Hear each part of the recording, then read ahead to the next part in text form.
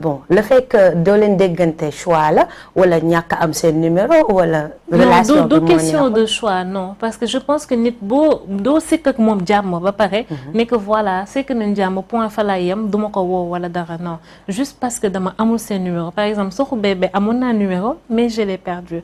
Dieyla par exemple récemment Instagram la ñu commencé à amaat contact ba ni muy ñëwee parce que y a ma petite sœur boo xam ne dafa bëgg a woyam.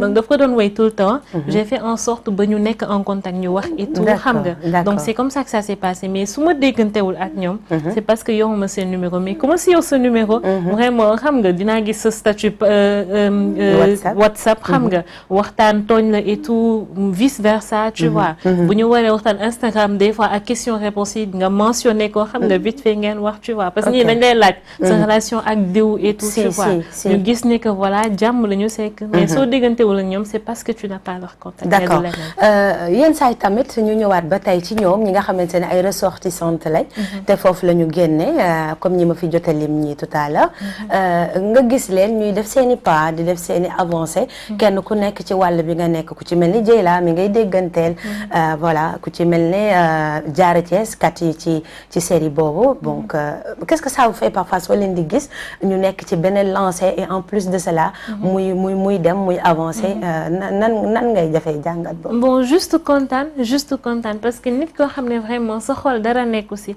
léegi nga yéene sa bopp nga yéene ko sa morom yi rawatina ngeen am fenn fu ngeen jaar je pense que ne da ngay kontaan juste ak ñoom tu vois parce que boo fi nekkee aussi xam nga peut-être di def ay jalousie wala di envier la personne yow yaay sonn ñoom dañuy avancer yow fi nga toll fi nga yem rek ngay yem parce que yàlla en fait Dieu il est juste li nga joxe lañ lay voilà li nga joxe rek lay demee tu vois en plus da ngay sonal sa bopp yàlla ku nekk sa wërsëg à la nag son sañse bi nga xam ne moo yëngal jamono ji woo nañ la non dégganteeguma ci kenn si ñoom ba tey peut-être xam naa li ngeen amul numéro waaw c'est ça anyway ñu retourner tout le temps nag ci les études tout à l'heure dégg naa nga ne parce que sama rakk ji nekkate cadre la tubarkalla vous êtes en deuxième année en management et gestion des entreprises très bien moo tax elle communique bien yàlla na ko yàlla lafal ca maintenant xam nga la musique c'est une passion nekk na loo xamante ni comme li may def passion la donc keneen ak keneen li muy def passion la mais dans l'avenir bëgg ci lan la bëgg a cadre wu nekk ci loo xamante ni parce que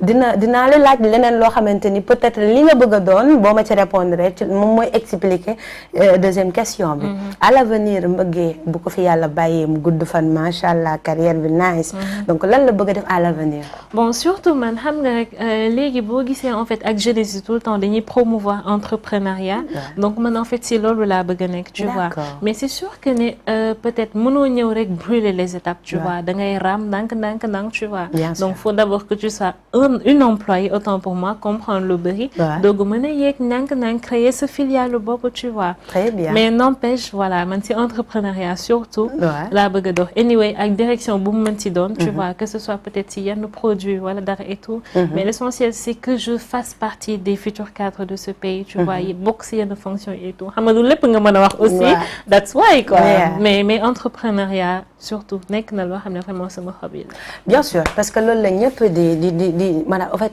les conscients en fait ñi nga xamante ni am na fu ñu bëgg a cadrer seen bopp dañuy bëgg a évoluer dans l'entrepreneuriat bu ñu demee ba xam ne sax y a pas d'emploi ñu créer des emplois donc yàlla na la ci sunu borom defal tawfeex bu baax a baax ñu gën a ñëw rek ci ñu bëri ñi nga xam ne parce que sànq bi nga ko waxee sax xam naa dina xaw a jaaxal ñi seetaan parce que tu n'es pas trop réseaux sociaux donc duñu la gis bu baax a baax ci li nga xamante ni moom mooy les réseaux sociaux donc est-ce que du sax loolu moo tax image boo bëgg a sàmm la wala dañ leen ko imposer ci biir Prince Art non peut-être Tata Ngoné en fait fan la ñuy tere réseaux sociaux mooy surtout moment année scolaire bi là moom elle insiste carrément dessus tu vois parce que xam nga li ñuy wax jàng dafa fiir te mënoo gis kenn koo xam ne mu ngi like H24 ci réseaux sociaux yi ba pare ne la maa ngi jàng neexu du gëm peut-être am nañu ko mën vraiment tu vois les génies quoi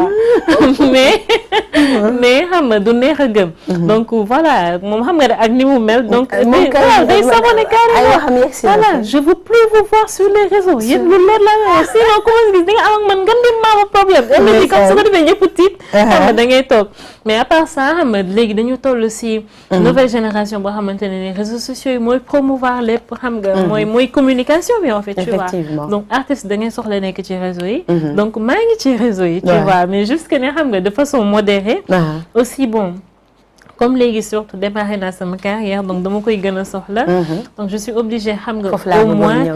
au moins xam nga. parce que ci àdduna bi la bokk. il faut nga dugg ci. tout à fait donc comme par exemple da nga xam ni nga ciy duggee rek. tout à fait comme par exemple sama Instagram damay obligée bokk ko ak un autre ami. boo xam ne par exemple. am na jot. voilà am na jot tu vois tuuti donc mooy def post yu bëri tu vois. après il me laisse juste répondre yenn message yi tu vois xam nga parce que peut-être danaan ni ngay wax ak sa fan si yaa ko xam man xaw ma ko donc je peux gérer les posts et tout yow nga gérer les sites tu vois. une amie de confiance quand même. voilà tout à fait xam nga Facebook bi aussi keneen na koy gérer et tout xam nga. voilà daal maa ngi si réseau yi quand même xam nga parce que dafa bokk ak jamono maa ngi fan ak fan. bon je suis partout si fépp. maa ngi TikTok. Mbëgge Fall. maa ngi Snap MNF. maa ngi Facebook. Mbëgge Fall aussi. maa ngi Instagram aussi Mbëgge Fall maa ngi WhatsApp maa ngi fépp. très bien noonu la parce que ça fait partie ci moyens yi ñuy permettre ñu mën a circuler des messages. ak yi nga xamante ni tamit dafay aju ci sunu liggéey donc mu nekkul loo xamante ni dañ koy exclure. tout à fait mënul ñàkk ñu dellu si waat tuuti nag ci clip bi yëngal jamono. nga xamante ni dans benn espace 48 heures rek. mu nekk clip première voilà. macha allah donc ñu ñëw tuuti ci préparatifs yi. ñaata temps ngeen ko tourné. demoon ngeen ba ci yàgg coono bi ñëwaatal tuuti ñu revivre tuuti li nga xamante ni mooy clip bi. ok bon faut savoir que ni en fait xam nga mooy li ma lay waxaat rek ci efficacité wu Prince ak clip bi. c'est-à-dire matul sax 3 semaines wala 1 mois egg fa. ah bon ah oui. clip bi mais par ça exemple vous prenait des jours et des nuits. si des jours vraiment ak nuit parce que comme xam nga parce que Tata Ngoné vraiment tu vois dafa nekk xam ne dafa perfectionniste. donc clip bi daf ci nekkul à fond tu vois elle voulait vraiment mettre le paquet. donc surtout affaire tenue tu vois. tous les jours avec Tafat ki ne door design bi nga xam ne moo assuré lépp. xam nga solo bi yëpp. donc chaque jour duñu woon toog.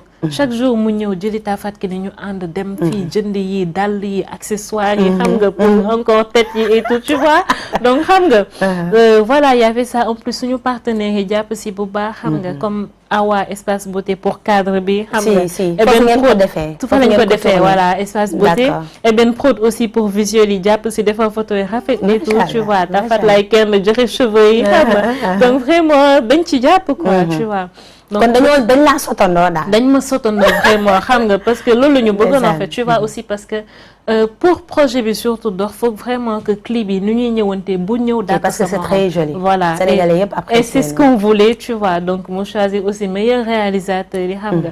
rayante daal pour clip bi baax. tu vois parce que xeebuñu woon dara. xam nga fu ñu xalaat rek idée bu ñëw rek ne fii mën nañ fi def dañ fiy def. bu ñu xalaat ne tenue bi mën na rafet. dañ koy def donc elle a tout fait pour am presque jusqu'à 9 tenues la ñu am ci clip bi. tu vois et c'est très joli. voilà ça nous a pris vraiment des heures avec les danseurs et tout mais alhamdulilah lii lañ si. macha allah mu nekk loo xamante ne bi mu dikkee ñëw na ak succès. loolu aussi lañ ko koy remercier waatee bu baax parce que on n'a jamais eu la chance de la rencontrer. mais tout le temps gis nga xale bu la ñemee sax doo maanaam du def loo ko mën a sant. ni mu waree. donc loolu baax na ci benn caractère bi. donc dafay gën a tax rek moom xale yi satisfaction bi mu bëgg si ñoom. mu mën ko am donc sur ce ñu ngi ko ciy ñaanal yàlla defal ko jàmm. parce que nit bu defar benn sénégalais defal na sénégalais yu bëri parce que ça va partir de génération en génération. donc yal na ko yàlla defal tawfeex ak groupe am yëpp. keneen koo xamante ni aussi c'est une femme de l'ombre boo xamante ni li muy génn sax du bëri di Mama Tene. ma lay bàyyi juste le temps nga wax maanaam seen relation tuuti mais aussi nga remercier waale ko parce que dégg naa aussi tam ku sonn la si liggéey. tout à fait Mama Tene en fait Mama Tene beneen dimension. Mama Tene beneen affaire la en fait tu vois. parce que ñun ñëpp boo seetloo lépp lu ñu wax moom la ñuy jiital. avec Tata Ngoné et tout bien sûr ak Mina Bis aussi. xam nga donc vraiment depuis 2011 mu ngi fi. édition bu ñëw elle laisse sa famille. bàyyi rakkam bàyyi yaayam papam tout le monde ñëw dëkk ak ñun. imagine nga yor plus de 16 xale si benn kër. te da leen di gérer comme il le faut. kenn du ko dépasser xam nga bu ñu waree foo bu ñu waree kafre et tout mais tout est en ordre. tu vois machallah loolu nga jël ko di ko tegle ba jusqu'à ñaata 7 générations par exemple. xam nga 7 8 waaw jusqu'à 9 ouais chaque année mu ngi fi. xam nga ba ren peut-être la nekkul ak ñun. donc chaque année mu koy gérer. maman nekk na koo xamante ne d'abord sœur la pour ñun. parce qu'on lui dit tout. maman yaay moom ngeen gën a proche. non waaw en fait c'est normal parce que. peut-être ñun léegi la ñuy gën a mën a jege Tata Ngoné et tout bi maman demee mais comme que. en fait maman moo nekkoon surtout intermédiaire entre ñun ak Tata Ngoné donc maman la ñuy gën a miin. bien xam sûr nga lu ñu ragal a wax Tata Ngoné maman lañ koy wax xam nga loolu xam nga ba pare aussi nekk te ba tey jusqu'à présent muy continuer parce que amaana nekk fi léegi mais ba tey ku ci am dara loo jaaxle man saa yi ma jaaxlee woo ko ne ko maman lii ak lii su ma defee clip beeg yëpp maman ne ko maman xoolal lii ak lii maman xoolal tenue bii ak bii xam nga parce que miin nañ loolu si ñun maman nekk ku ñu conseil ku dugg suñu vie même ba suñu relation ak suñuy parents maman def ci dugg ba xam nga donc nit ku mel noonu doo mën a sori ci moom yàlla rek a koy fay. macha allah donc mu dem aussi Mina Biz assurer relève bi xam nga donc macha allah quoi. yàlla def jàmm daal. yàlla defal leen tawfeex bu baax a baax. acca ñu gën a continuer rek ba tey ci succès bi nag bi mu ñëwee.